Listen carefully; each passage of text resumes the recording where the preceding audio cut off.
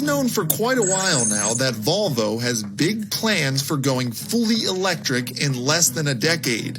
This week, we see a big step in that plan, the 2022 Volvo C40 Recharge. Similar in size and sharing its architecture with the current XC40 Recharge, the C40 keeps the high SUV seating position and typical full lower body cladding, but wraps it in sloping coupish roof sheet metal with lots of sporty black trim, lending more of a tall hatchback vibe.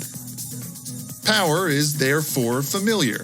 A twin motor setup providing 402 horsepower, standard all-wheel drive, and a 78 kilowatt-hour battery pack delivering more than 200 miles of range, though Volvo promises that over-the-air updates could potentially extend that.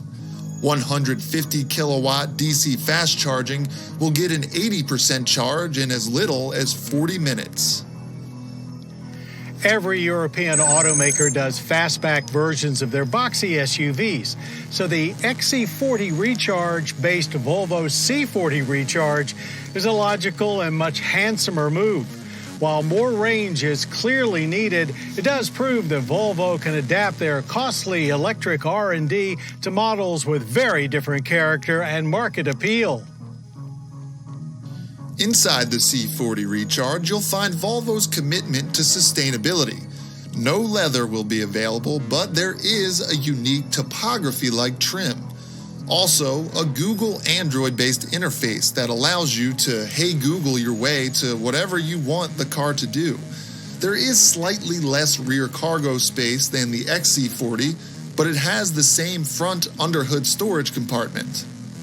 With the launch of the C40 Recharge, Volvo has announced that all EV sales will now be conducted online, with a highly simplified point-and-click buying experience and 5 years of maintenance included.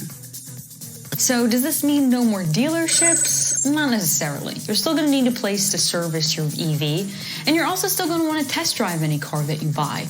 So while they won't have the inventory like they do now, they'll have models for you to come in and take a test drive in. But then you have to go home and purchase it for a set price online. But keep in mind that these EVs will also have less configurations, so that Volvo can sell them to you at that set price, and also should make production and delivery much quicker. So for those who are not so keen on the dealership experience, this seems like a pretty attractive way to buy a car. You can place your order now, but U.S. arrivals of the 2022 Volvo C40 Recharge won't happen until early next year.